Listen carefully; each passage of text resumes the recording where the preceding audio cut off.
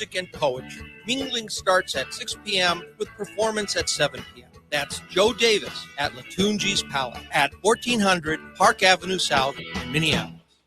You're listening to AM 950, the progressive voice of Minnesota, Eden Prairie, Minnesota.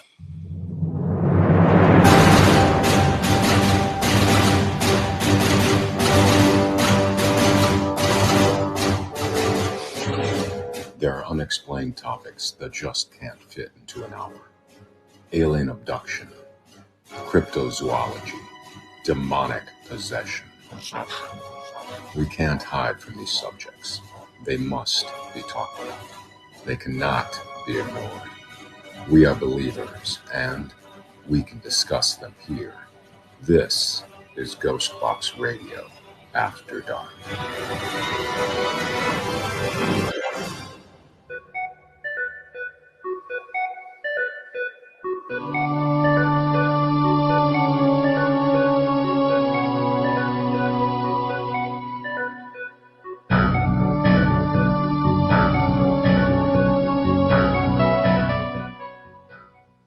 And this is Ghostbox Radio After Dark on AM 950, where we have an extended forum tonight to talk about the paranormal, ufology, Bigfoot, or just the unusual.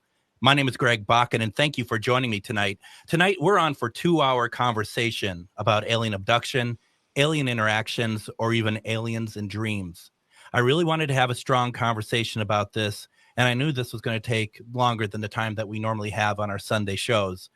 As I wanted to do a 2-hour show, I had hoped that my producer, Adam, would join me tonight to not only work on the board, but also take a bigger role in asking any questions that he would have, because I know that this is something that he is also very interested in. Adam, I am thrilled that you're with us tonight. Thank you very much. You told me about this a couple months ago. I've had the calendar circled. I've had this in my Google Calendar. This has been something I've really been looking forward to, because as we get into the very powerful stories we're about to hear tonight, I do have a couple of questions. And to be honest with you, I know that there are aliens. For us not to think that there are aliens would be horrible on our end, for as vast as our universe are. I've always thought of it being a very just a small view to not think that there are other lives other life in the universe. And so we're gonna really go in areas that we've not gone in before. And I'm excited to do so, but also, as you had mentioned, Adam, that these are powerful stories. You know, it's not easy for people to put themselves out here like this, even on knowing that, you know, that more than likely the people listening tonight are people who are like-minded like us, or at least very interested. But the thing is, it's still very personal. Some have never told their story publicly before. And before we get any further, I just want to say thank you for trusting us that we will handle your experiences respectfully. So with that being said, we have 3 guests tonight, and I'd like to introduce them. John Yost's prestigious career began under the jurisprudence of the U.S. Treasury Department.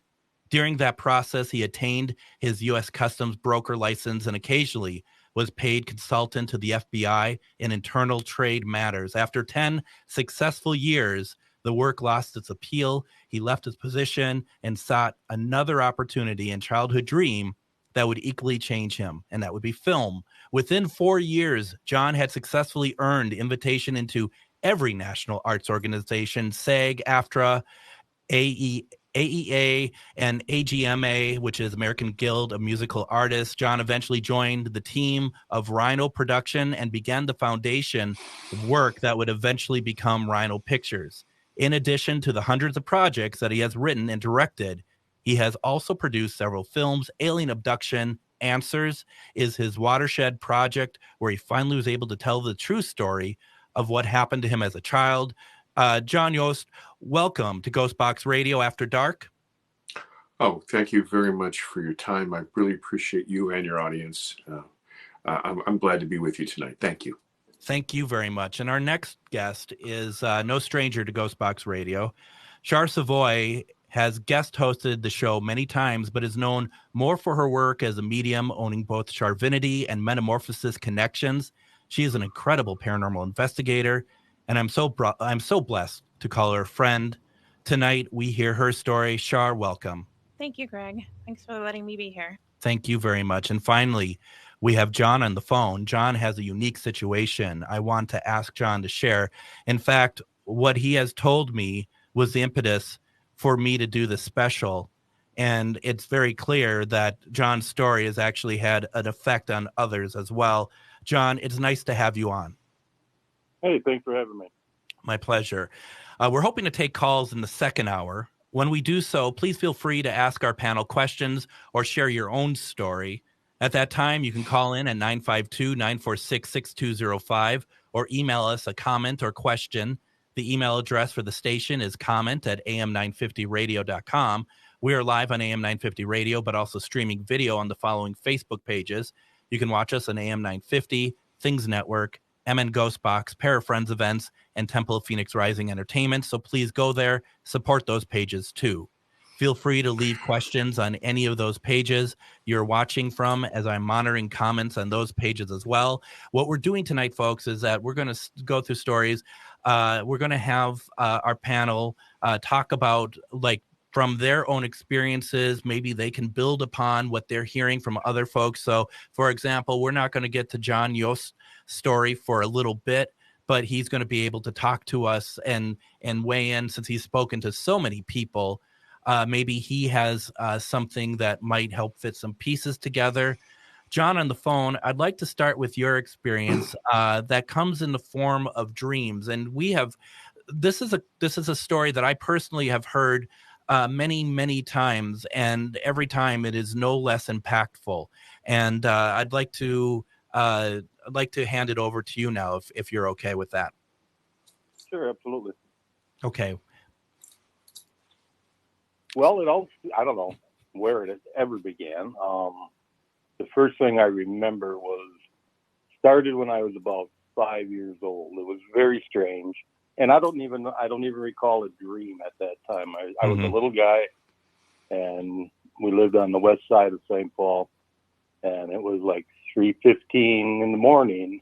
I remember I was it was summer evening, out on my front porch, trying to get in the house. And it's like, well, how did I get out here? I don't even remember who brought me in. Mm-hmm. But I know I was crying and trying to get back in the house. And my parents were not abusive in any way. They were in bed by 10, 11 o'clock. And that's where it started. And then probably, that's when I really got interested in UFOs. And I always wondered why. Because, 5-year-old kid, they don't really pay much attention to anything like that. But as I grew, UFOs really interest me and intrigued me. So I just, kept reading up on it and different things, and always looking in the sky, and just always feeling that, what is it, Yeah. And so as I grew up and stuff, that interest went on and on and on. And as I got into probably my late 20s, me and my family, we lived in South St. Paul in a house. We bought a house over there. And that's when the strange stuff started happening a little bit. I would get home at night from work, and, I'd end up falling asleep on the couch because I worked nights, and then, come home, watch TV, have a beer, whatever. Sure. And just relax and go to sleep. But all of a sudden one night, I woke up outside my house on the step, looking straight up in the sky, and all I've seen, everything was so quiet, just quiet. And I'm looking up, and I see this huge, massive. It was like a black triangle just floating, going towards the east at a very, very slow pace. And I stood there and I stared at it till I couldn't see anything anymore. I didn't see any lights, but I could definitely see, like you have the moonlight and you can see the black, of a shape going that way. And so And I stood there for a minute after I couldn't see it anymore, and I'm like, what the heck was that? And I was still foggy inside my head. And I just went in the house and went to bed. But I thought about that for quite a few years after that. It's like, what was that? And why was I outside? Sure, people say, well, you're probably sleepwalking, doing this, doing that. Very possible. I don't think I've ever been abducted. I've never had those types of experiences. But then it started coming, I'll say, in a dream form. Mm-hmm. And then, just to where, okay, this is strange. But then, I would say in the last 7 years, it got real. It's like the first major thing that has got my head spinning. I went to bed one night, and again, it felt like a dream. I'm all of a sudden walking up it seemed like a few steps, but it was very beautiful, very quiet, very white, some glass. And I walked up these few steps, and I'm like, wow, where am I? I thought, well, maybe I died. I don't know. And so I get to these doors. And then the next thing I remember, I'm in this room. And there's a voice talking to me. I don't see him, but it's like it's talking in my head. Mm-hmm. And it's like, he's explaining, and I don't remember word for word. He said, but we wanted you, I don't know if he said see or introduce you. And I'm like, okay. And sitting there for a second or two. And then all of a sudden, we're in another area. Now, this is when it got really, I'll say surreal, like, whoa, where am I? And I can still hear him talking a little bit, and I'm looking around. And like in the nurseries at the hospitals, where there's where the newborns are kept in these little half incubators or whatever, cribs, whatever they're called, the little Mm-hmm. glass thing. But these were filled with probably 3/4 water. And there was life in each bin. And I'm asking them, but I'm not talking. And it's like, are they dead? I got no answer. And the next thing I knew is one little one was sitting up and just staring at me. Almost, I can't say I've seen a smile, but I felt a smile, if that makes sense. And you hear about the Greys and everything with the big eyes, big heads and stuff like that. And it's like, this little one had big eyes, but it almost looked human. You know what I mean? Yeah.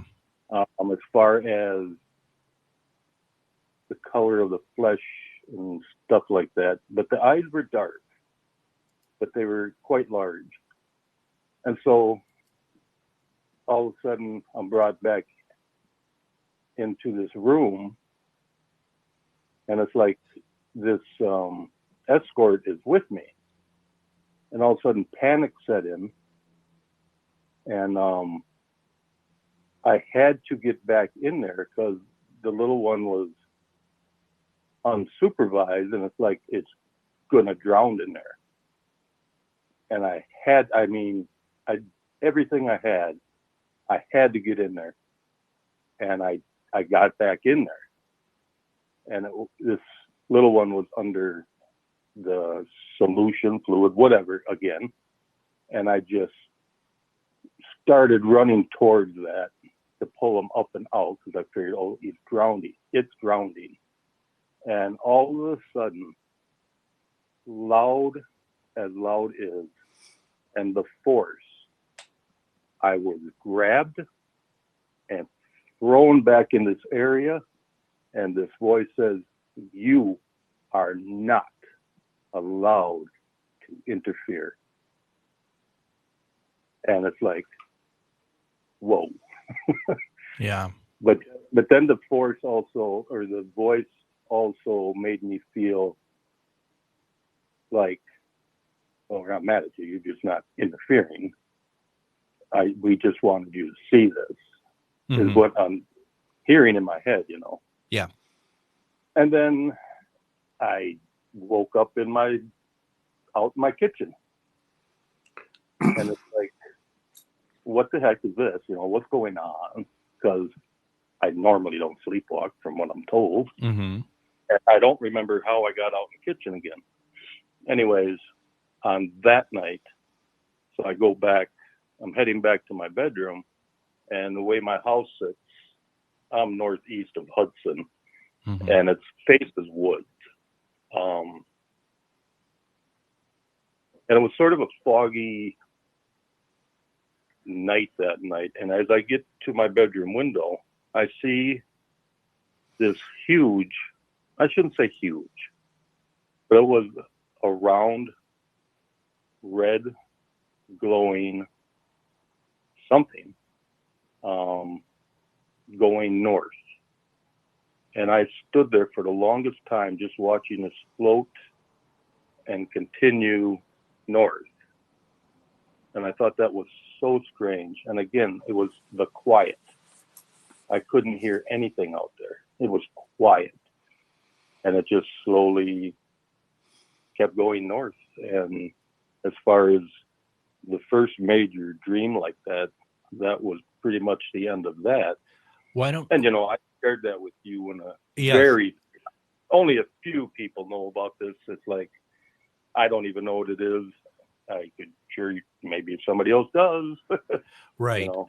John, why don't we do this? Anna, if you're okay with it, I think because I want John to tell the second dream without any interruption. Let's take our first break now. Okay. When we come back, we're going to continue our conversation with John Yost, Char Savoy, and John on the phone as we continue talking about aliens and dreams and everything else. You're listening to special Ghostbox Radio After Dark on AM 950.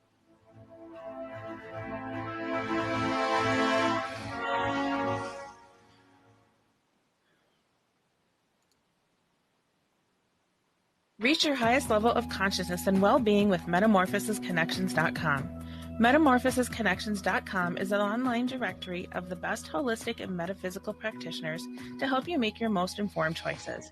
You can search metamorphosisconnections.com for classes, events, wellness and life coaches, plus metaphysical products and shops. You can also search for a wide array of healers from all modalities, including EFT, sound healing, energy healing, light therapy, ancestral healing, shamanic healing, reflexology, past life regressions, hypnotherapy, yoga, and more.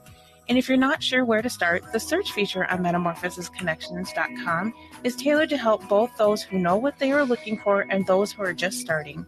Come explore the possibilities for your higher self by visiting metamorphosisconnections.com. Their experienced practitioners can guide both beginners and those that are already on their spiritual journey. That's metamorphosisconnection.com, your link to direct you on your spiritual transformation. Connections Radio Show is all about tapping into our hardwired hunger to connect. We examine meaningful connections to ourselves, our community, and the world around us. By opening the door to innovative insights by a wide variety of interesting guests, we'll make the connections to something bigger than ourselves. Join me, Lori Fitz, your host of Connections Radio Show, and together we'll make the connections. Saturday mornings at 9 a.m. on AM 950, the progressive voice of Minnesota. Hi, I'm Scott Peterson with the Minnesota News Network, inviting you to join us this week for Minnesota Matters, a news, entertainment, and sports show covering everything that matters in the North Star State. Tune us in right here or at your convenience at minnesotanewsnetwork.com. Listen to Minnesota Matters every weekend, Sunday mornings at 6:30 on AM 950, the progressive voice of Minnesota.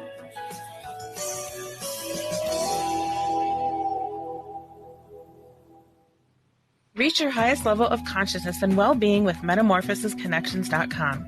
Metamorphosisconnections.com is an online directory of the best holistic and metaphysical practitioners to help you make your most informed choices. You can search metamorphosisconnections.com for classes, events, wellness and life coaches, plus metaphysical products and shops.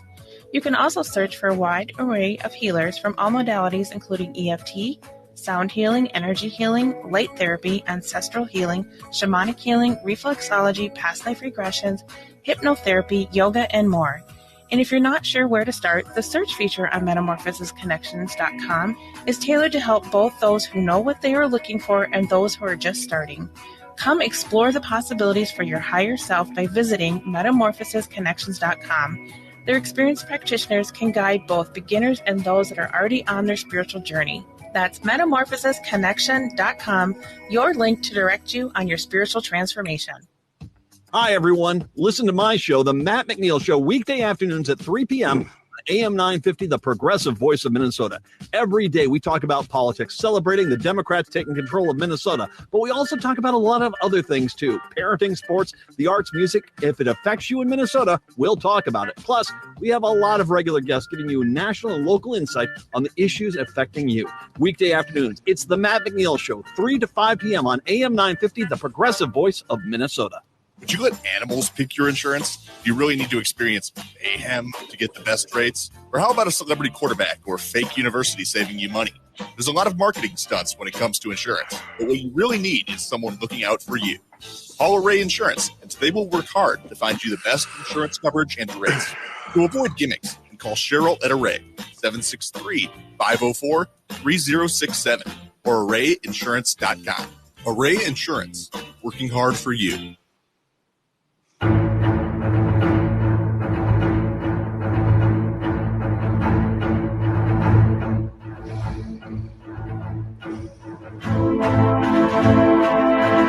And welcome back to Ghostbox Radio After Dark on AM 950. My name is Greg Bakken. Thank you for joining us.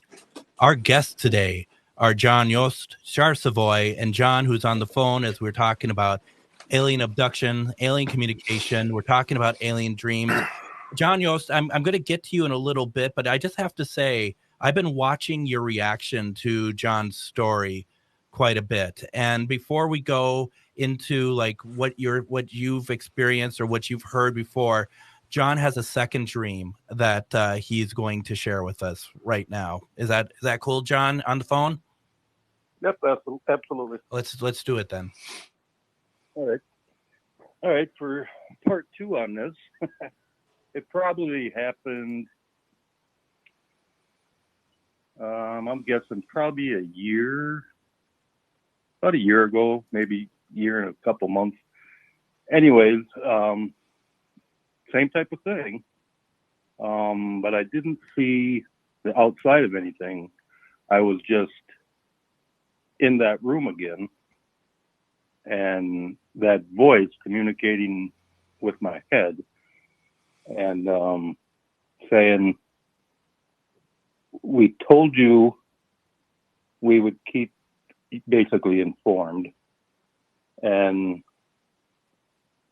I want to introduce you again. And so now we're in a different type room, but there was probably 10 to a dozen, I will say, like pre-teen children that were very interested, and it was like a million questions hit me in the head right away. But the one focused, and I made a comment to the again, the escort supervisor, whatever you want to call them. They grew fast and no answer. But then the one, and this happened, I was with them very, very briefly. And like I said, the one was focused on me and the others were looking, but a lot of questions coming at me, and I don't think I answered one of them. I was just dumbfounded. But as the meeting came to an end, the one that was focused on me said, "Don't worry, we will meet again, and not long from now." And then it was over. And here again, I remember looking at the clock, it was like 3:30, and I'm out in my living room. It's like, okay, this is strange. And then, so I just took myself back to bed. That night I didn't see anything as far as when I went back to bed out the window. But then here, probably, well, it wasn't that long ago, probably February, I woke up one night out in my kitchen again. And that was closer to like 3:45 in the morning. Mm-hmm. And it's like, what the heck am I doing out here? What is going on? Because usually if I'm in the kitchen, I'm having cookies and milk or something, you know? Right. Right. There was no treat. Yeah. Just confusion. So I take myself back to bed, and the way my house sits, it overlooks wood. I think I said that before. And I looked several times from the last experience, from the first experience, to where, okay, where are the stars, where are the big bright planets, tree levels, you know? And when it's clear sky, you just don't see anything other than 300 billion miles away, a little speck in the sky, you know? Yeah. And so I'm walking back to my bed, and it catches me, and I stop, and it was just above tree level, but far away. It was far away, but it was the same. It wasn't the same. It was a bright white light, circular, and it was just sitting there, and it was like we were focused on each other. And I did break out my camera, and I turned on the video, and it's like it was pulsating, and you could see some, you know, different types of things. I'm thinking, well, that's got to be a plane or something, but that's not the way the planes come in and out.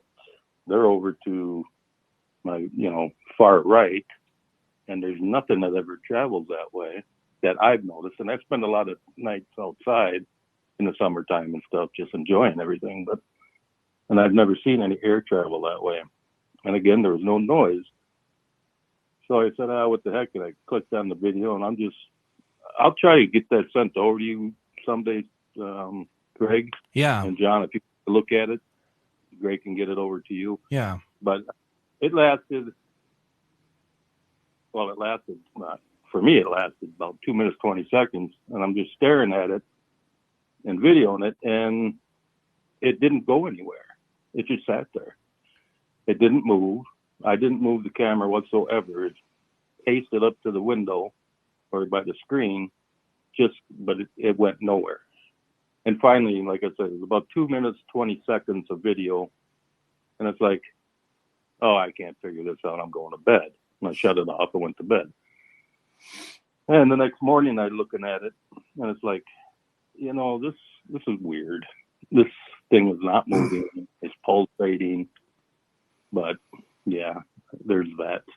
Wow. And then and you said that, so that's the second.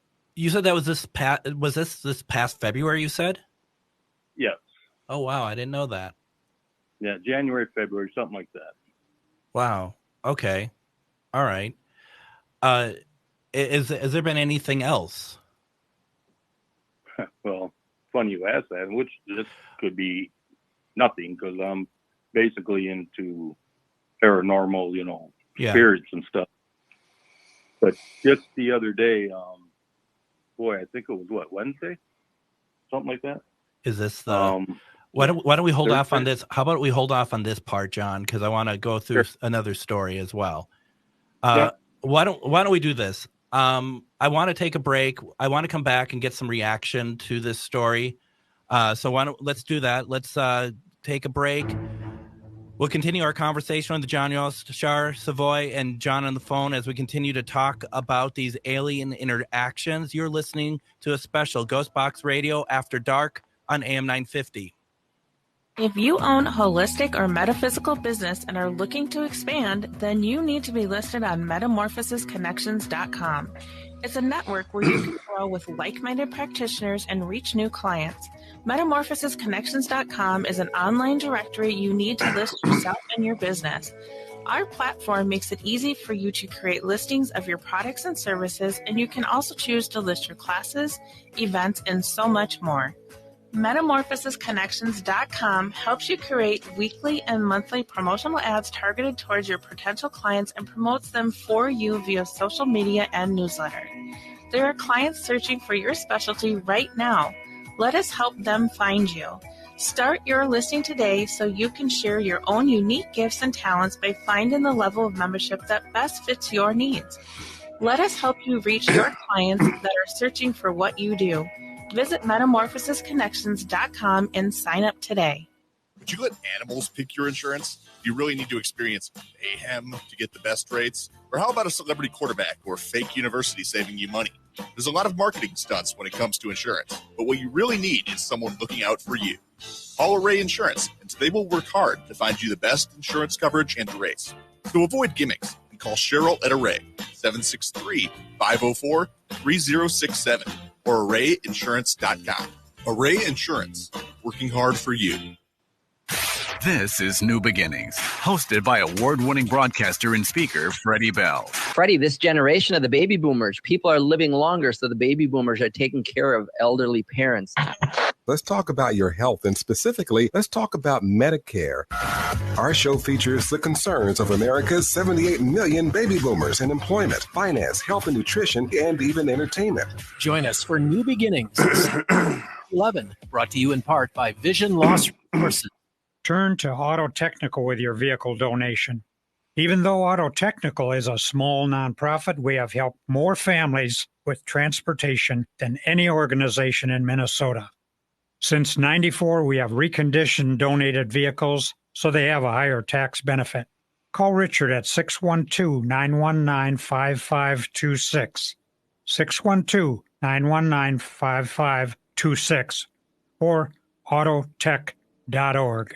Hey, it's Patrick for Zero Res. April is National Pet Month, and if you have furry, fluffy friends, you know they're not always careful about where they do their business. Plus, warmer weather is on the way, and that means they will be shedding that winter coat all over the carpets. But whether you're a pet owner or not, make sure to take advantage of Zero Res Showering April savings on you before the May flowers and the May Pet Fluff Showering on your carpets not far behind.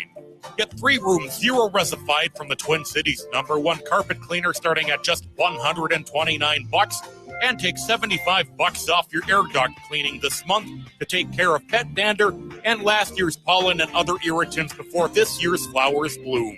That's 3 rooms of the best clean you can buy for $129 and $75 off your air duct cleaning. Call 952-ZERO-RES or book your appointment at ZeroResMinnesota.com today. Backward or forward spells the same. Zero Res. Hi, I'm Scott Peterson with the Minnesota News Network, inviting you to join us this week for Minnesota Matters, a news, entertainment, and sports show covering everything that matters in the North Star State. Tune us in right here or at your convenience at MinnesotaNewsNetwork.com. Listen to Minnesota Matters every weekend, Sunday mornings at 6:30 on AM 950, the progressive voice of Minnesota.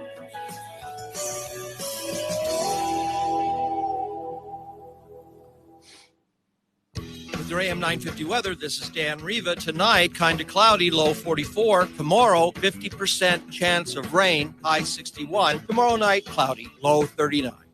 An upbeat neighborhood gathering place, 30 Bales celebrates Midwestern cuisine with Ingredients grown close to home. Located on Main Street, Hopkins, across from the Hopkins Center for the Arts. Or go to 30bales.com.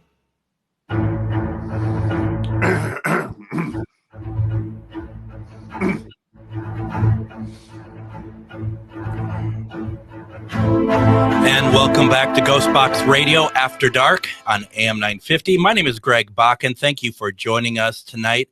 Our guests tonight are John Yost, Char Savoy. John on the phone, as we've been talking about a number of things that have happened to John on the phone from Hudson. John Yost, I've been watching you while the story has been unfolding. It sounds creepy when I say it that way. I don't quite mean it like that. But what have you heard of dreams like this before? Yes. I have to say to you, though, John, on the phone, I think that you're identifying them as dreams to kind of isolate you from the experience. It is my opinion that you are experiencing something far more rich, far more deep than just a dream. There are ways to explore that. In my research, and I've been around the country, I've spoken to thousands of people, and the reason that I'm kind of nodding in agreement as you are speaking is because many of those same elements are in the same recounting of stories from many, many people. The good news, my friend, is this, is that as nervous as this make you feel or afraid maybe to explore it deeply, you're not alone. I was completely surprised to find out that not just a couple of people, but literally hundreds of thousands, maybe millions around the world have had similar and divergent experiences like you are experiencing. And the thing to do about that is, honestly, is to speak to people who have had those types of experiences. And I think that you will find that there's more information there. I mean, for example, one of the things in your recounting of the story was that you were bombarded with all of these questions from these preteens or mid-teens. What were those questions? Can you iterate those, that sort of thing? Because that in itself would tell you a lot about the experience, what they were asking of you. It sounds to me that you were brought in front of them to teach them about human beings. And one of them has a direct connection with you, some sort of genetic connection. And that's why it was completely focused on you. There's a lot of material here. And I think that if you're looking for peace about it, there are ways to do that. And I could help you, direct you in certain ways, because my life was turned upside down. I know we'll talk about this later, but I literally was crippled emotionally. I couldn't function in society, and I needed help. So I found it, and so it's there for you if that's what you want. John on the phone, what do you think? Oh, I think that's great. Yes. One thing I feel very lucky to be going through this. I feel honored, actually. Yeah. I'm just confused. Is it real? You know what I mean? Sure. And here's the thing. The important thing to understand is the experience is the experience, right? You experienced something at 5. I experienced something at 7 years old, and probably 5 as well. But the experience is neutral. How we react to it, what it does to us personally, that's where we get into the complicated piece of it. My work is all about the who and the why. Most people who do research, they talk about the what and the where. They're interested in this bright, shiny lights in the sky. And I emphasize that you know what? When the bright, shiny lights blink out, all we have is us.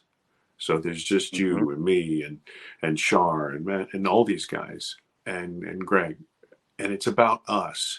So I think, number one, I applaud you for not being afraid. I applaud you for feeling somewhat special about this. And if that's interesting to you, you probably want to know more. Yeah, absolutely do. Yeah. But like I said, I'm just a little confused on why. And if it's something real that is actually happening to me, there's just a lot of, okay, why am I here? Why am I out here again? And why am I seeing these things? And why are these dreams, if they are dreams, so clear? And I mean, it is just, I can't even explain that. It's just like, wow, I'm somewhere else here, and this is cool. Yeah. You know what I mean? Yeah, it's a big topic, and you have to understand that,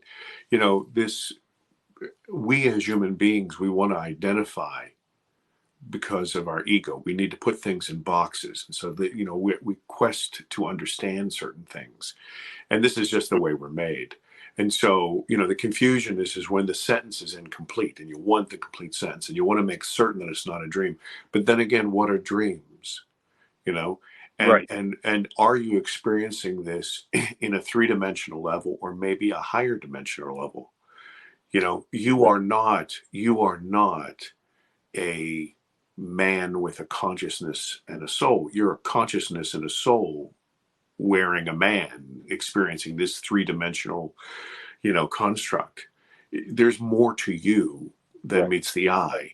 And so, where are you experiencing this? It's, like I said, we're not going to solve this in a couple of hours talking on the radio, but this is a very, very big topic. And I think that it's important. And it's not only important to you, my friend, and not important to this audience, but I think it's important to the human species. We are experiencing something that is completely strange and I hate to use the word alien, but it is important because it is part of us and is part of the human experience, and it needs to be dealt with. I ignored it for over 45 years in my life, and it poisoned me. You are a much more courageous guy, and God bless you for it. Now, what I'd like to do, we're going to talk more about this, and John on the phone, if you have more to say, we'll get to it. But I would like to move over now to what Shar has to, what her experience is, if you're ready, Shar. And also, Shar, we have about 8 to 9 minutes before we break. If I end up breaking into your story, are you okay with that? Yeah, that's fine. Okay, thank you. So my story is a little different, and this is kind of, I haven't talked about it for about 18, 19 years. So not many people know this about me. And it was actually talking to Greg that kind of brought this forward. And then hearing John's story is what really, John on the phone, which is like, made me want to talk about it. So I grew up very differently. I grew up very terrified of anything supernatural and the paranormal because I'm a medium, but I didn't know that. And so I was having all these experiences and nobody would talk to me. Religion, I was terrible. I was bad. Everything was, all this stuff. So I was terrified. I slept with the lights on until I was like 35. Mm-hmm. That's how terrified I was of anything. So I don't watch horror movies. I still don't. I didn't watch alien movies. I don't watch anything that has anything to do with any of that world. I just didn't. Mm-hmm. So I started having dreams. And part of it I've kind of blocked because at that time it was terrifying to me to even have that concept in my head. So I wish I could remember more now, but I would start to have these dreams of where it was kind of always the same type of dream. I was laying on a table. I was in a room that was very sterile. I don't know how I got there. It was very white, but not like there was no walls. It was just space. And I was on a table, but I couldn't feel the table. So it was almost like I was floating. Like I couldn't feel anything underneath me. And there was these 3 beings. It was always 2 on the left, 1 on the right. And it was so bright, like when you go in an operating room where they have those really bright lights shining down on you. So when they would step into it, I couldn't see them clearly, but I could see the outline of them. And their heads were bigger than humans. I could tell they were not human. And I could see their eyes when they would like blink, but they didn't blink. They like shuddered, if that makes sense. It's the only way I can describe it. Like kind they of would just, circular. Oh, I see. Okay. they would, it wasn't like a normal blink kind of thing, but I could kind of almost see that happen. I see what you mean. Yeah. And there's, I can't tell you exactly what the skin color was of them because again, it was that silhouette-y with the light behind them, but I knew that it wasn't human, but I wasn't scared either. I felt very calm. I knew that they were talking to me telepathically, but what they said, again, I've blocked some of that out. I didn't feel threatened. I didn't feel anything. It didn't hurt. It wasn't anything like that, but I could tell they were doing stuff, if that makes sense. And then I would wake up. And at first, like, God, what was that? Like, I didn't watch anything that would provoke that type of dream. Yeah. And then it would kind of sporadically happen for a while over like a period of like 8 months. It would happen. And it was like, I thought, God, why do I just keep having these same dreams? And it would vary slightly. It was kind of always the same thing, but it was always that. And I'm like, this is the weirdest thing ever. I don't watch this stuff. There's no reason for this to happen. Until one day I woke up and I was wide awake and I was sitting in my bed, just kind of, sitting there being lazy to get up, but sitting up in my bed. And the next thing that happened is I felt like this invisible arm go across my chest and one hand go over my mouth and push me all the way back on the bed to the point like I was like constrained. And then I was out in an instant and I was back in that room again with them. Wow. And when I came to from that, I honestly, I can't tell you, I didn't look at timing. I don't know how long I was gone or out or whatever. But then that's when it was like, I don't think these are dreams. I was wide awake. I was fully wide awake when that just happened. That had to be a very sobering sort of realization to come to, that they're not dreams. Extremely, because now my whole world had flipped upside down because until that point, everybody had ever told me anything that ever happened to me was my imagination. How many times did this happen before you realized? Maybe a dozen. Wow. I honestly, it's like, because I was just writing them off as dreams. Right. Had I had any interest or any like thought about it, I would have kept track of it. But at that point in my life, it was like, that was not my focus at all. That was not where my head was. That was not any part of my world. I was a single mom with 4 kids. I was just trying to do my life. I didn't want anything to do with any of the supernatural, the paranormal, nothing. Yep. And then you had all this. And then all that happened. So let me try to get the timeline straight here. You've had that, the stuff that kind of ends up kind of tying John on the phone and your story together a little bit. Am I missing anything? Well, what happened after that is I ended up with a series of health issues. Okay. Like just a string, like the doctor would literally get out the medical dictionary because he's like, what is wrong with you? Yeah. And I'm like, I don't know. Yeah. And it was like so many health issues. And then just shortly after that is when the whole paranormal flipped and I got into the paranormal and then understood that how did this stuff happening? That's why these things were happening to me. And so then I kind of put that out of my mind, let that go. Cause I'm like, I'm not dipping into that world again. And I didn't want to talk about it until last year when you started talking about this topic. Yeah. And John told his story, and that was just a few months ago. November. Yeah, that he told the story to me. And it was like, oh my gosh, some of that, like the way he would describe the rooms, it was very similar. Things were very making sense. And I started watching for the very first time interviews of people that had had alien encounters. And I was like, I remember that. That sounds familiar. And like everything in my body was like, I remember that. Like it wasn't just memory. It was like my whole body remembered it.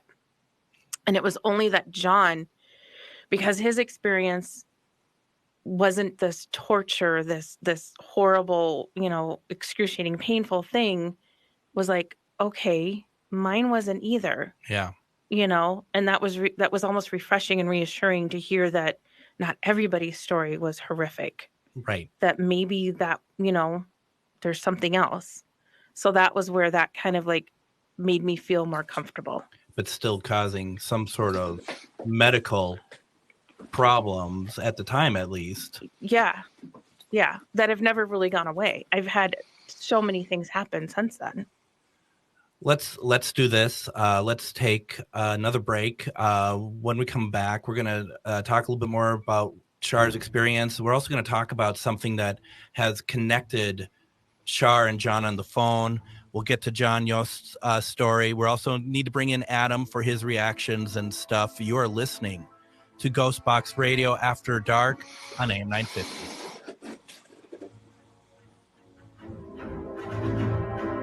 Reach your highest level of consciousness and well-being with metamorphosisconnections.com.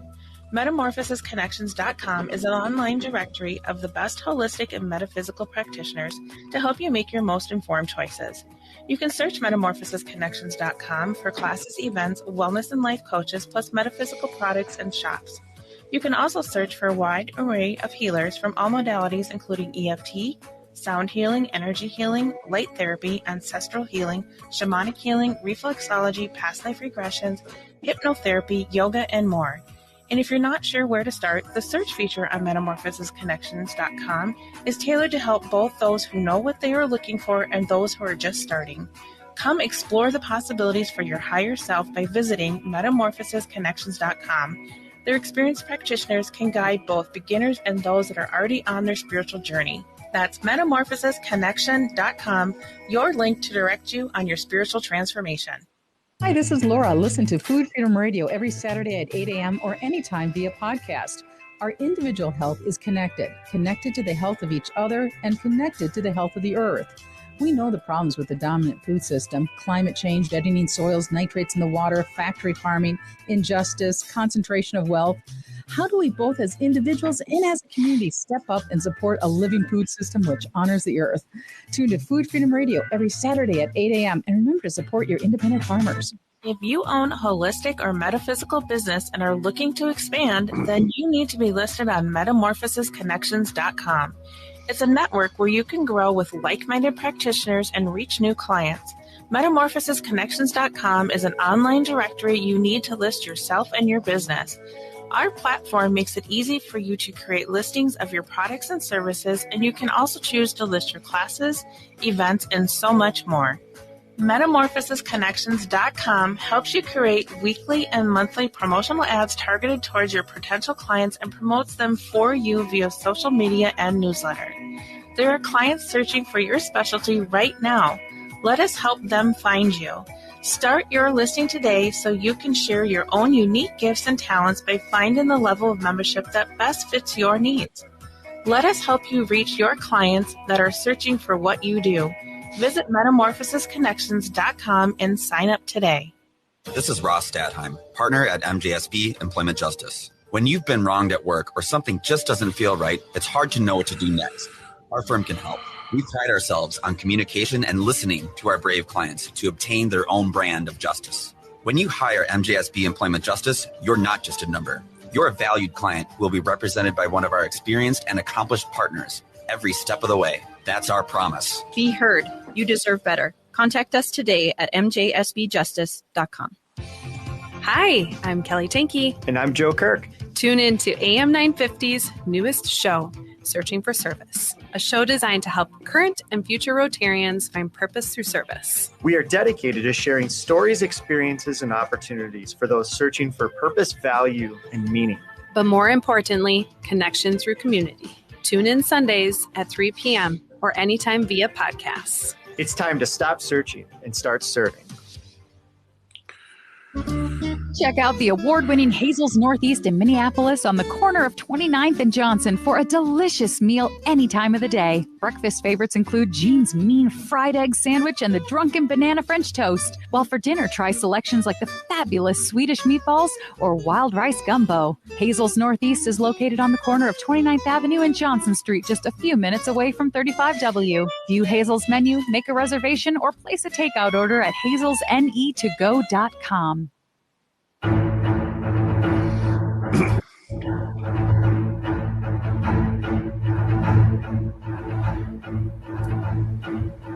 And welcome back to Ghostbox Radio After Dark on AM 950. My name is Greg Bakken. We are talking about alien abductions. We've had a couple experiences about dreams. Are they not dreams? We're going to round up the hour here as we're a special 2-hour night.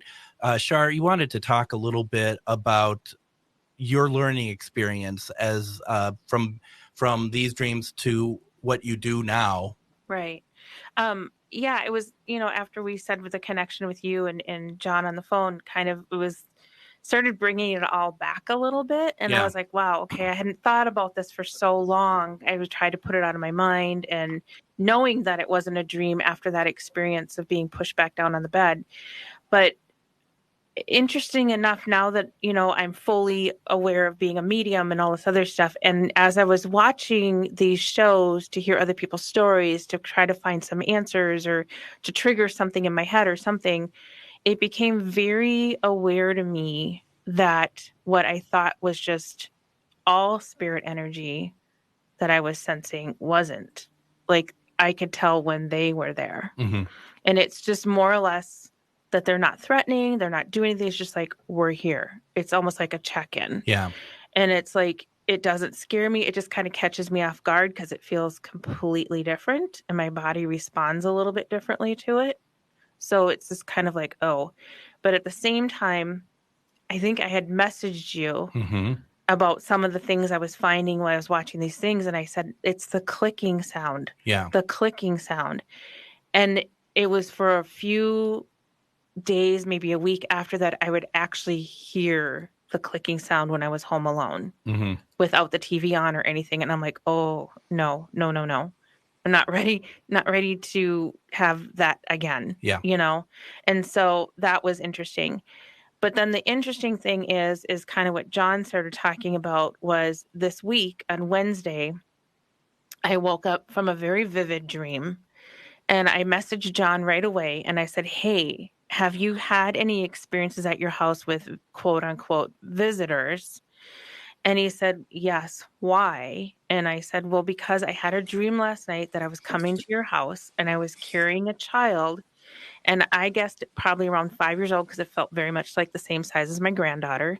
And I said, I was coming to your house. I never looked at this child. I just assumed I knew who it was. And above your house, above the garage, was this thing floating, kind of hovering, doing something. And I thought, well, that's a weird mechanism thing that John installed, whatever. But then I realized it wasn't attached. Yeah. And I couldn't tell what it was. It was kind of almost like satellite looking, but it was weird. And then it crashed down in his garage and then it sped away. And I was like, oh, that I know what that was. Yeah. I opened John's front door and I hollered for him and he didn't answer. And I was still carrying this child. And then that's when I woke up. So, John, we have about 45 seconds. What happened on your end? All right. What happened quick was I was going into the kitchen. I looked across outside the window. There was a little girl on the deck. Wow. Of the other house that is a distance away. And it's probably about 7. I thought about 7 years old, just staring at through my window with arms down. And I didn't pay much attention, looked down to the floor, looked right back up. I mean, half of a second and completely gone.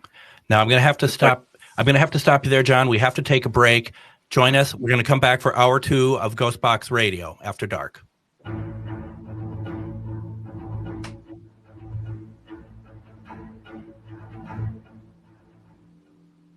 Hi, this is Ken Hageland, host of Living Healthy and Aging Well, inviting you to listen to our live call-in talk show airing every Saturday from noon to 1, where we talk about your health and your life and provide insights you need to know to live and age well. Each week, we talk with guests who provide answers to important questions regarding healthcare, elder care, end-of-life care, and self-care for caregivers, and help you and your loved ones plan for the future and enjoy your highest quality of life today. Please join us every Saturday from noon to 1 on AM 950 for Living Healthy and Aging Well.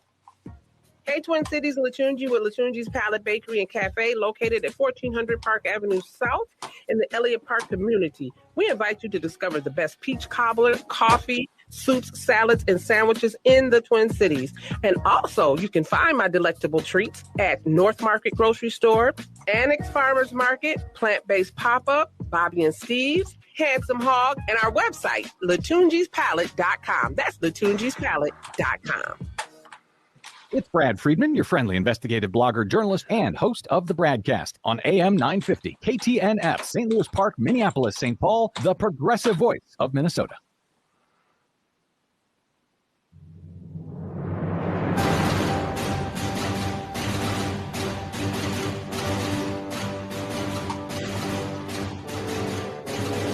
There are unexplained topics that just can't fit into an hour.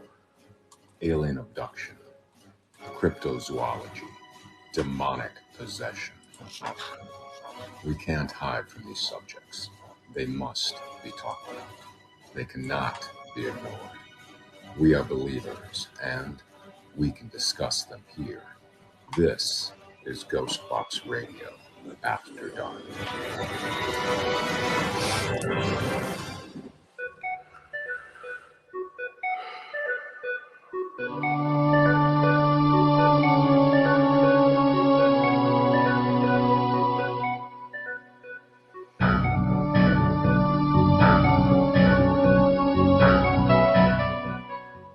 And welcome back to Hour 2 of Ghostbox Radio After Dark on AM 950. My name is Greg Bach, and thank you for joining us.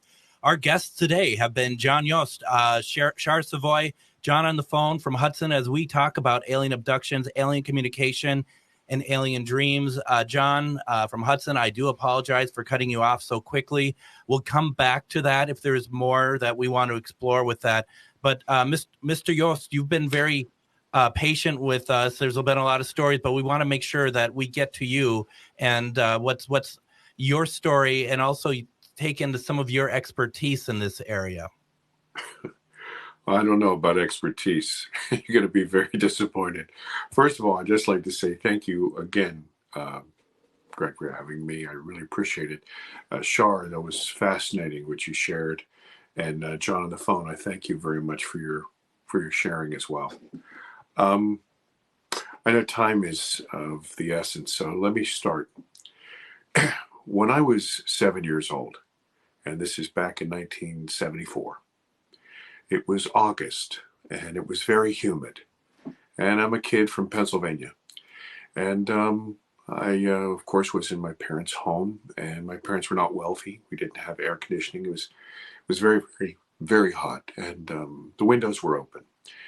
And I was awakened around 3 o'clock in the morning, right around there, to this kind of undulating hum. And I'm going to embarrass myself by imitating it. It was kind of like this. It was like that, like a drone. Mm-hmm. And I was, I'm a little kid. I'm ticked off. I'm trying to get some sleep. And this darn thing is waking me up.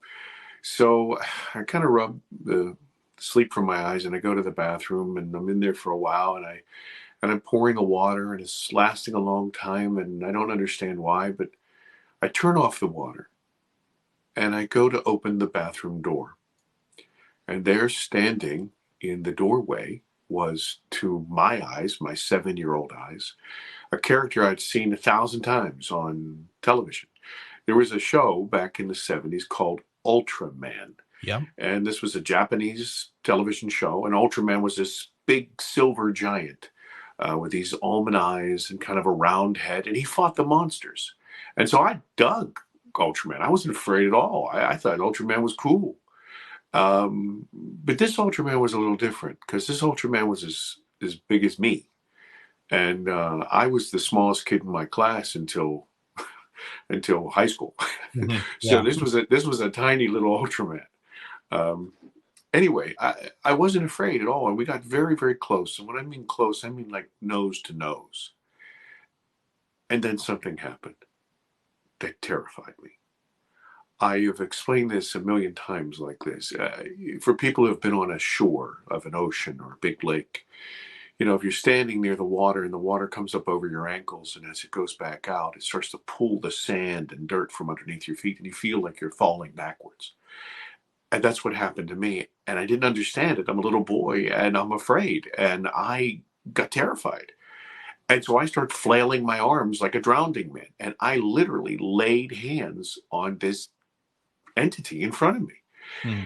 At that moment, there was this brilliant flash of light, and I saw all of this color surrounding me. It was green and blue and magenta and, yellow and all this. And I felt like I was moving, but I couldn't tell. And the lights were moving so fast, it was almost like I was on a carousel that was out of control or on a speeding bullet train. And I'm in the middle of this thing, and I'm scared to death, and I'm fighting for my life, I felt. And as I kind of come to get my grips on what's going on, something's happened. Like the room has slowed, and now I've kind of transported myself or interpolated with this character. No longer am I in the bathroom. Mm-hmm. This cat was in the bathroom, and he's looking out at me, and I'm in the hallway. And I'm completely confused by this, but I'm still fighting now because now I'm terrified of this guy, and I go to hit him. And as I do, I say he, I don't know it was a he. Sure. But he raised his hand and touched me on my left shoulder. And when he did, I felt this force hit me in the chest and the shoulder and literally knocked me backwards. It was almost like being in the ocean about waist deep, and a wave comes up and hits you, just knocks you down. Well, what happened was there were these hardwood stairs behind me. So I go falling, tumbling up and over, smashing, banging my head off of things and whatever. I land in a heap at the bottom of these stairs, and I am screaming like a banshee.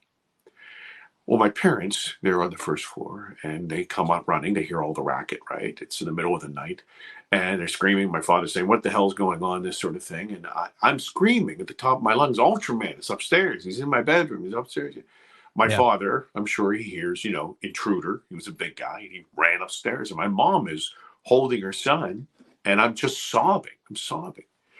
After some time, my father's slamming doors upstairs, and he comes to the top of the stairs, and he looks really disgusted. He looks upset. He looks tired.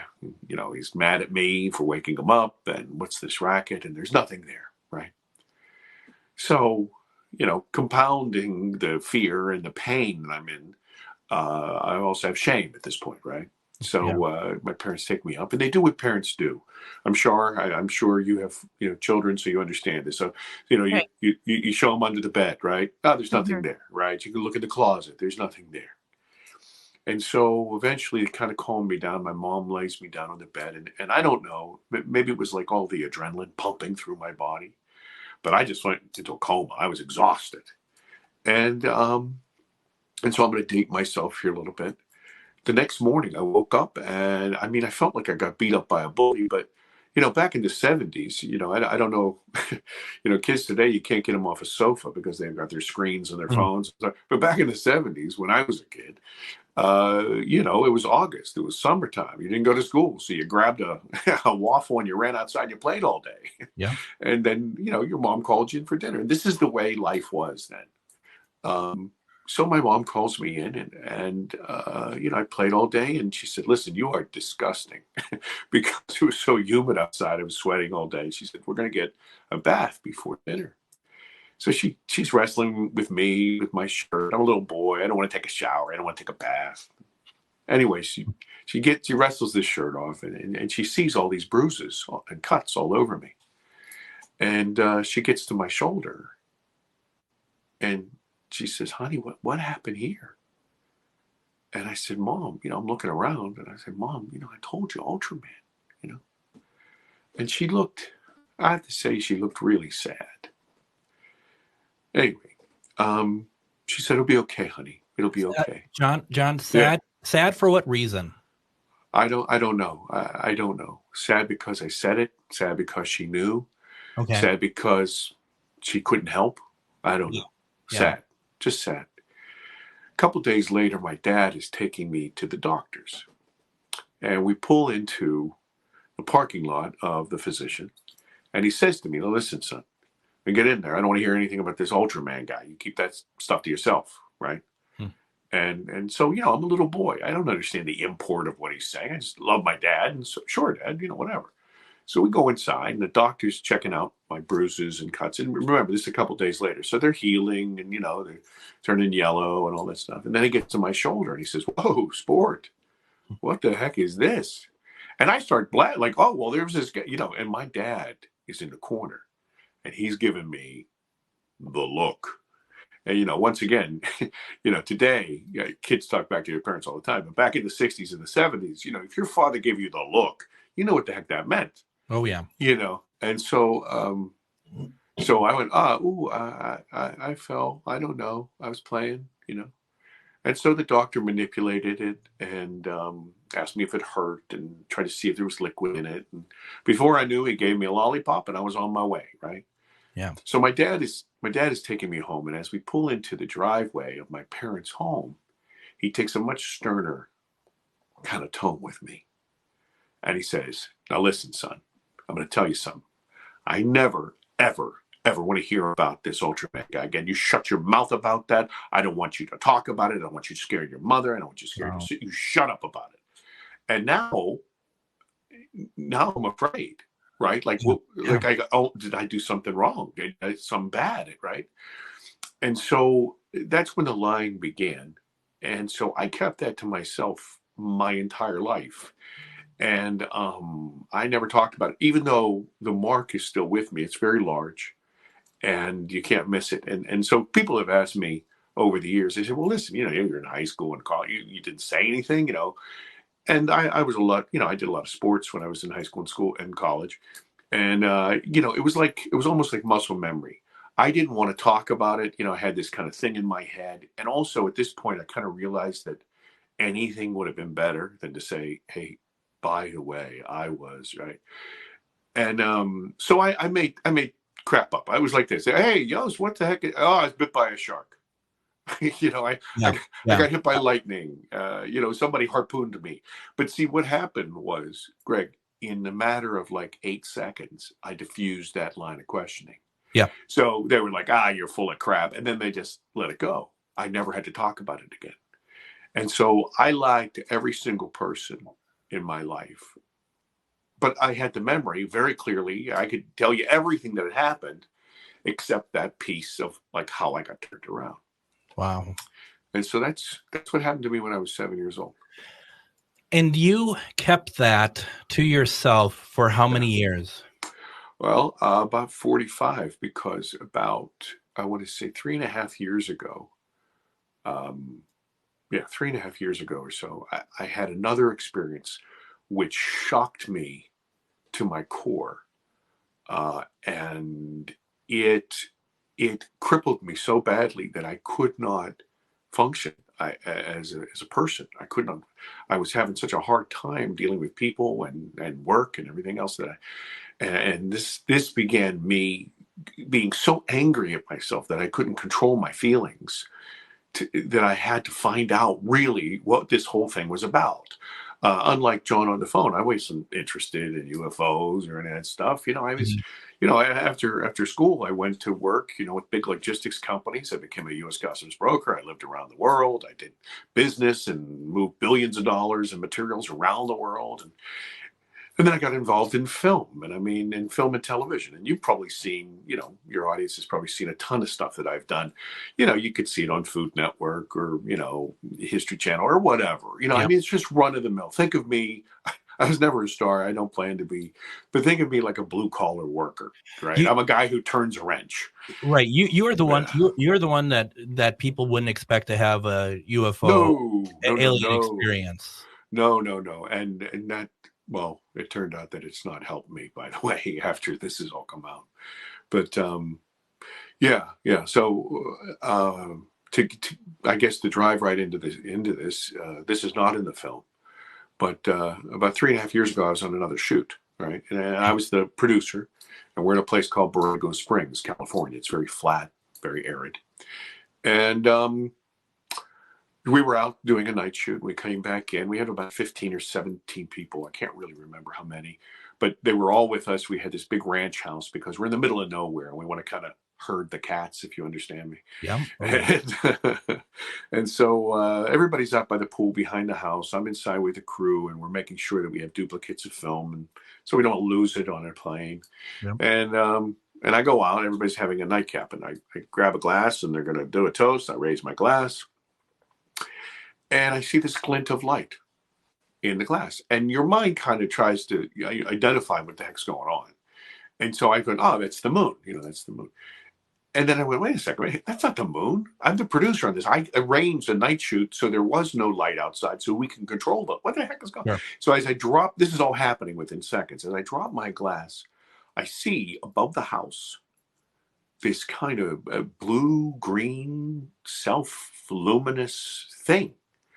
And my jaw just drops. I cannot believe what I'm seeing, because this thing was like 30 feet in the air. I could have thrown a baseball and hit it.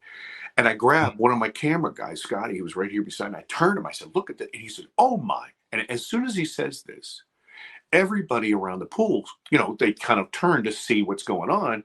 And you hear, oh, my God, what is that? A UFO? I can't believe. What is it? Oh, my. Is that a drone? What's going on? So just then, this is all happening within a matter of like 10, 15 seconds. Sorry. And this thing moves so damn fast. You blink your eyes, it's zipping. It zips in a zigzag and it stops right above my head. Oh, wow. And when it does, something happens.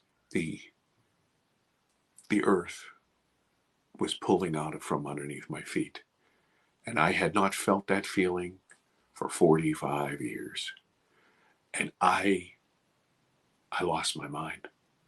I started to shake internally. I don't know if you've ever been this sick or this cold where like your organs are shaking.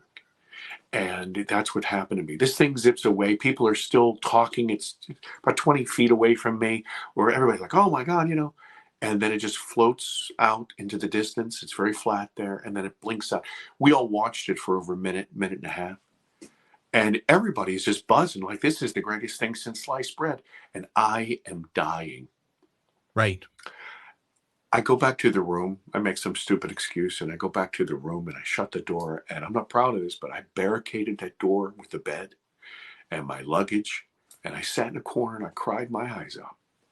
And you have to understand, this is not some 50-year-old guy dealing with something. This is a 7-year-old kid who never dealt with something. Yeah. And I was so angry with myself. My kind of job is, very detail oriented, lots of checks, and you're dealing with a lot of money. Usually it's not yours. And you have to, the audit trail is very tough. And I was angry that I could not control myself. I thought, this stuff. This happened to you when you're a kid. You know. The next morning I wake up, I'm mad. I slept just barely. Very, very fitful, almost no sleep. I hit the showers. I go out, I grab a coffee. I'm going to walk outside. I'm going to kick butt today. And I can't go outside. I'm petrified of big sky. And I'm petrified of that water. And I can't go outside. Now, remember I told you I was the smallest kid in my class until, today I'm about 6'3" and 270 pounds. I'm not really afraid of most things. People usually leave me alone, that sort of thing. Yeah. So me being afraid to walk outside is intolerable. And I'm seething angry with myself, but I cannot budge. So I have to get other people, and I have to go check, locations. I got to get people to go with me. It's embarrassing. Somehow I get through the shoot. A couple days later, and thanks to Irish whiskey, I got back to the coast. Mm-hmm. And but when I got off that plane, my family and friends knew there was something wrong. It got so bad that I couldn't go to work. I would get to work so early and wait for people to arrive and then run so I could walk in with them so I didn't have to be under the sky. And it was destroying everything. It was poisoning everything in my life. And I couldn't talk about it. I couldn't tell anybody, listen, I've lied to you my entire life. Let me tell you this story. I couldn't do that. And so, smarter people would have looked for some help, right? But I'm dumb. So I was going to solve this myself. And so I started to read. And then, like Shar, I started to watch, some interviews with other people about things that had happened. And then I started to talk to people. and ask them questions about their experiences. That led me to filming them, and then that finally led me to sharing my experience. And what I realized was that there were thousands upon thousands of people who maybe have never talked about it. Maybe they were petrified like me. Maybe they needed help. And so I started, that was the germ of the idea for the film, to literally help these people, that I could be the idiot. I could ask the hard questions. I could be their scaramouche or their fool. And I could ask those questions. They could sit in the safety of their living room. Put them at ease. And then they could, if it got too hot for them or whatever, they could turn it off or they could turn it back on or whatever. But maybe it would help them. And that was really why this film, my film, Alien Abduction Answers, was made. We have a lot more to discuss here, a lot more areas to go. Let's take our break, come back. We're going to continue our conversation about alien abductions and talk more to John. This is Ghostbox Radio After Dark on AM 950.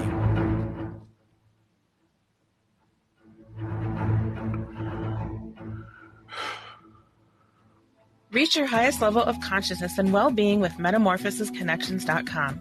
MetamorphosisConnections.com is an online directory of the best holistic and metaphysical practitioners to help you make your most informed choices. You can search MetamorphosisConnections.com for classes, events, wellness and life coaches, plus metaphysical products and shops. You can also search for a wide array of healers from all modalities, including EFT, sound healing, energy healing, light therapy, ancestral healing, shamanic healing, reflexology, past life regressions, hypnotherapy, yoga, and more. And if you're not sure where to start, the search feature on MetamorphosisConnections.com is tailored to help both those who know what they are looking for and those who are just starting. Come explore the possibilities for your higher self by visiting MetamorphosisConnections.com. Their experienced practitioners can guide both beginners and those that are already on their spiritual journey. That's MetamorphosisConnection.com, your link to direct you on your spiritual transformation. Tune in this Saturday morning right here on AM 950 for the Gardening with Joy and Holly radio show from 7 to 8 a.m. We'll be discussing cool weather crops you can put in your garden, as well as garden mistakes to avoid. Our guest is author Kathy Jintz, and will answer your garden questions. That's all this Saturday morning from 7 to 8 a.m. right here on AM 950. Tell a friend and let's grow together.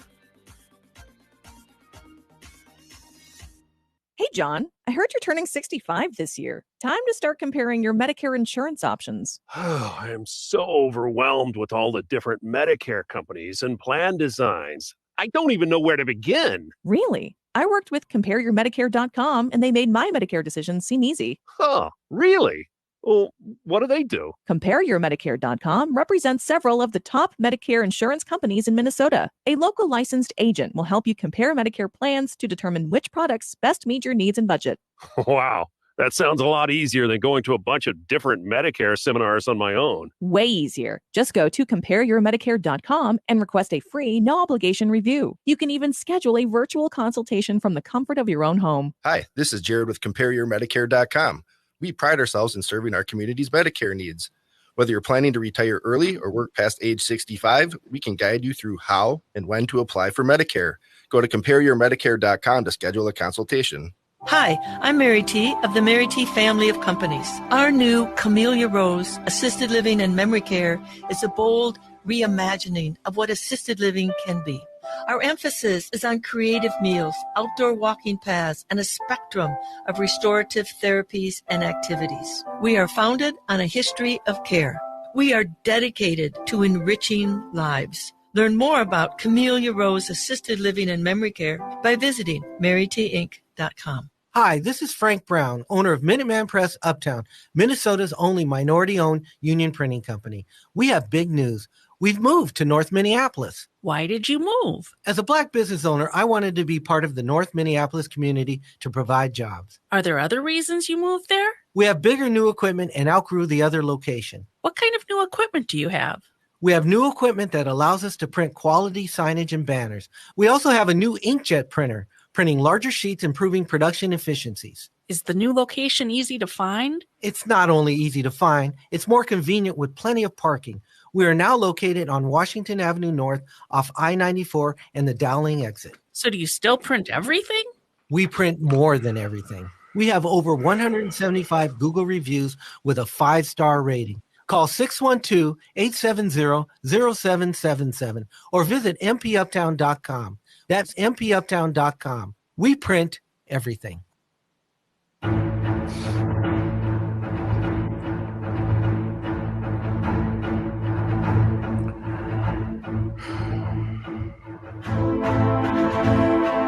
welcome back to Ghostbox Radio After Dark on AM 950. My name is Greg Bach, and thank you for joining us. Our guests today are John Yost, Shar Savoy, and John on the phone.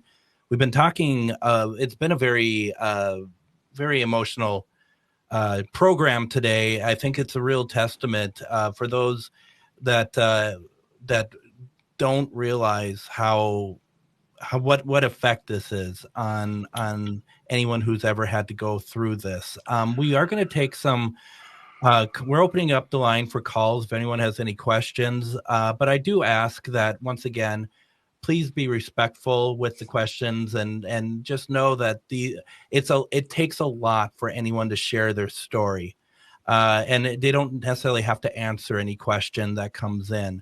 But if you do have questions or have something similar, but as I said at the top of the hour, if you have your experience you want to share, but I'm going to rescind that only because I think we want to make sure that if you did have a story of your own, that an experience of your own, that you're given the time to really go through it. So if you have any questions or comments, you can call in at 952-946-6205.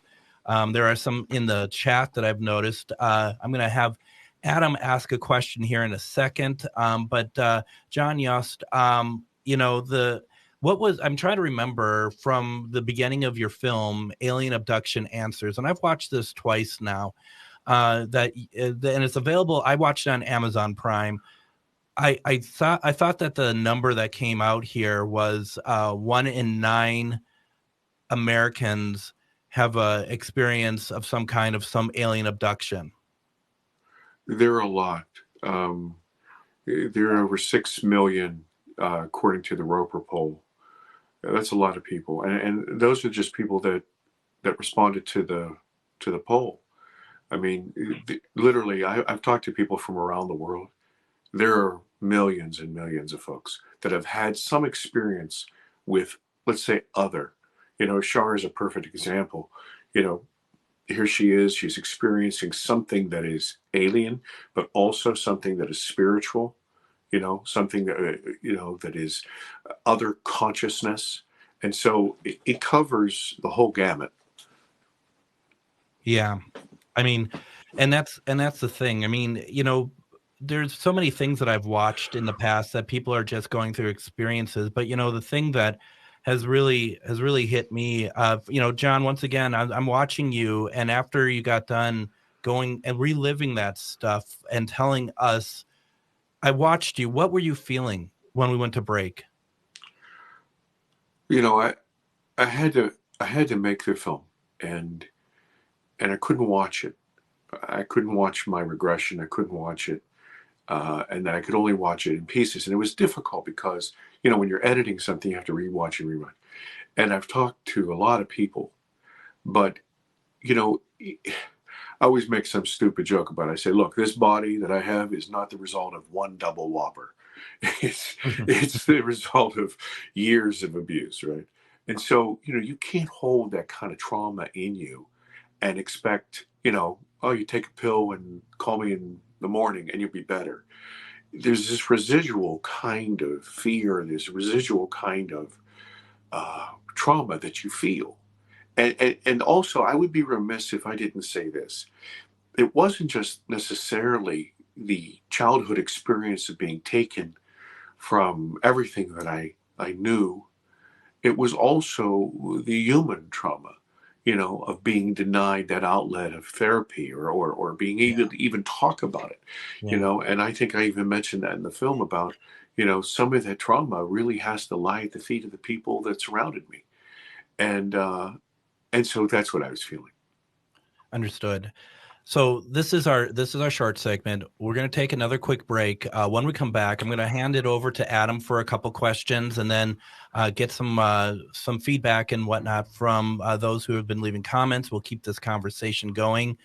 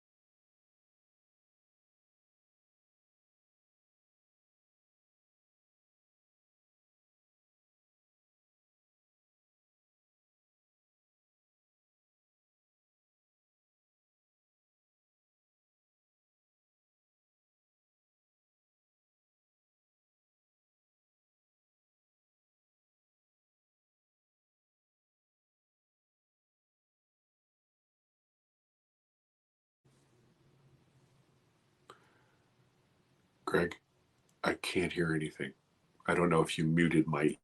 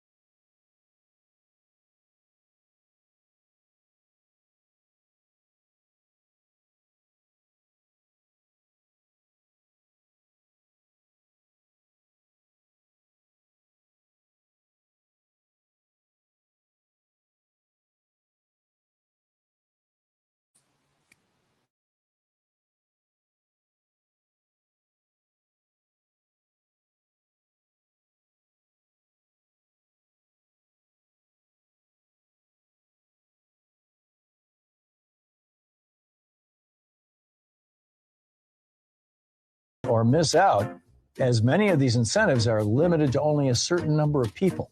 So have a professional from All Energy Solar help you discover how solar can power up your property while saving on your energy costs. Call 800-620-3370 or visit allenergysolar.com. With your AM 950 weather, this is Dan Riva. Tonight, kind of cloudy, low 44. Tomorrow, 50% chance of rain, high 61. Tomorrow night, cloudy, low 39. Platoon G's Palette is hosting Joe Davis on Tuesday, April 11th for music and poetry. Mingling starts at 6 p.m. with performance at 7 p.m. That's Joe Davis at Platoon G's Palette at 1400 Park Avenue South in Minneapolis.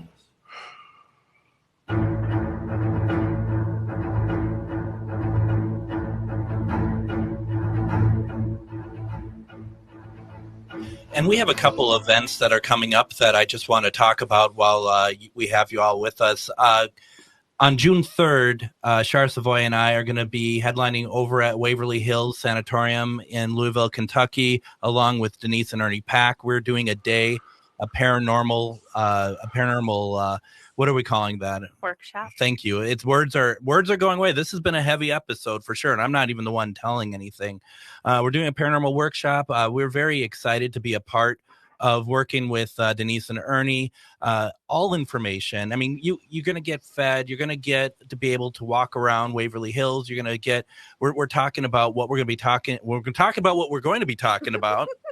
And we are going to definitely have a great time. And we hope that you'll join us. To get tickets, to get information, go to therealwaverlyhills.com.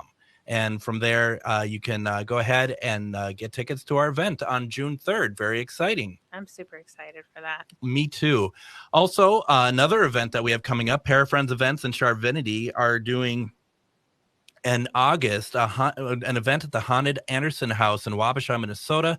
That's going to be the 18th through 20th with special guest Dave Schrader, who you have seen on the Travel Channel's Holzer Files, Ghost of Devil's Perch, and his podcast, The Paranormal 60, and so much more. This is an opportunity for you to investigate with Dave and get some tips on how to investigate and listen to some of his stories about shooting television series. It's going to be a lot of fun. You can go ahead, go to charvidity.com, go to events. You'll be able to see where you get tickets. We're going to put a link up on the show page here at AM 950. So a lot of great stuff going on. And now we want to kind of get back to our conversation, and hopefully everyone can now hear us again on the internet. We've been having some technical issues, and that's to be understood. I mean, it could be anything. So we want to get back to that. And we left off talking with John about his film, Alien Abduction Answers. I know that Adam has had some questions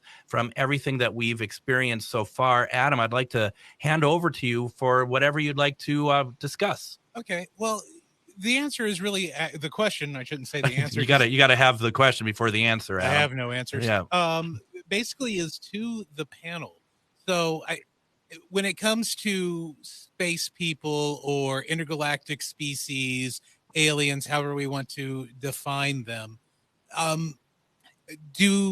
with your encounters, do you feel like there's been like a hierarchy of the ones who are visiting your dreams, making the contact, and then, as John on the phone was talking about, there was an elder, if you will, or a bigger version of these star people? I mean, does it feel like they're almost come in like a rank? Like you've got the little gray men, and there's been stories about the Norwegian looking aliens, and then you've got the almost praying mantis looking aliens. I mean, I don't know if they're like the same, working with each other, or if we got different ranks. John Yost, I'm gonna ask you to start with that, if you wouldn't mind. Well, I just kind of answer your question with a little story. In my film, I do this kind of thought experiment. I say, listen, Elon Musk, everybody knows he wants to go to Mars, and so he takes this ship and it gets to Mars, and out of the ship comes somebody from Asia, and somebody from Norway, and somebody from Kenya, and somebody from Germany, right?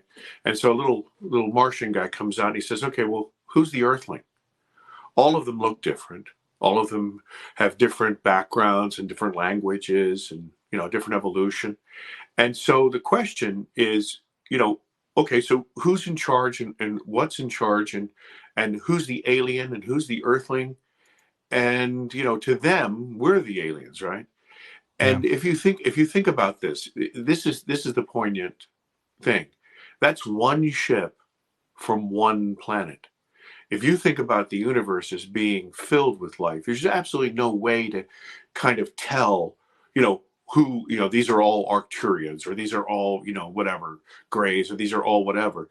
I would just say this, you have to stop thinking about this phenomena as something completely different than us. Yes, culturally, yes. But, look at us. We have rank. We have people who are in charge. We have people who are doing the worker bee stuff. So of course, in my particular experience, there was that sort of hierarchy. The entity that took me was more like an insectoid, type of ant kind of thing. And then the overseers, if you were more similar to a gray, but they had elongated faces. I remember as a little boy, I called them the horse faces or the horse heads because they had an extended jaw. So I know there's a long answer. I apologize, but you're good. That's just some thoughts about that. That's really interesting. Shar, do you have any thoughts? I guess I would have to agree with that too. I mean, just as much as we have different nationalities here, there's different, I don't want to say nationalities out there as well. And maybe regional variants. Right. And maybe the only ones that we talk about, the ones we always hear, the grays or whatever, maybe they're the only ones in this galaxy. Maybe another galaxy has something completely different. I don't know. John on the phone, what's your thought? Yeah, I totally agree with that as well. With my experience, what I have experienced, it was more similarity to a gray, but more of a Norwegian kind of a blend. A mix. Yeah, a blend. Yeah. Very, very interesting. Now, John Yost, what do you think about? Do you believe without a doubt that these experiences are from other planets, or do you think there's any possibility of some kind of Earth time travel that that might be some sort of Ouroboros or something? Yeah, I tend to think that we often try to define things, like I said, about our ego. We're just wired that way. We want to say these are aliens or these are time travelers. I tend to think of things in buckets of experience. For example, humans have, we're kind of insulated. This morning you woke up and you pressed a button and you had magic coffee, right? And then you pressed another button and you could talk to anybody on the face of the planet out of that little box in your hand. We kind of, are isolated from the real world. We live in our own kind of design matrix. So we don't really understand nature the way our ancestors did a couple hundred years ago, who were people of the land, who hunted and gathered. And so from the beginning of time, people talked about lights in the woods and little people and elves and all this other stuff. And that's the way they understood that type of, intelligence that was literally coexisting with us on the planet. But if you took a kid who only plays on his phone and took him out in the woods, he'd say, oh, that was an alien. Okay. So because that's his mindset. So there's that bucket of experience that Gaia itself, Earth itself, has its own sort of consciousness. There's something here besides us. The second bucket of consciousness, or the second bucket of experience, has got to be this. Look, there's tech that we have been exposed to that we don't know about. Our government and other governments have had tech, and they admit it now. They kind of say, yeah, well, we did it because of national security or whatever. So there's that bucket. There's also a bucket that says, look, guess what? Nuts and bolts craft are coming from other places and they're coming here. And you know what? I'll tell you something crazy. Guess what? We humans, we have satellites that go to every one of the planets in our own solar system. So we're visiting other planets. And you know what? We go there and we take measurements and we take pictures and we take all kinds of other things. And I'll tell you something. If we saw a 3-headed elk somewhere, we would come down in Black Hawk helicopters and we would tag it and watch its migration, because that's what we would do. The reason we have a hard time with that is because our egos are so big that we're the top of the chain, right? This can't happen to us. And then also there's this other experience, and Shar can probably really speak to this. There's this thing that people, and I never came up with this name, other people did.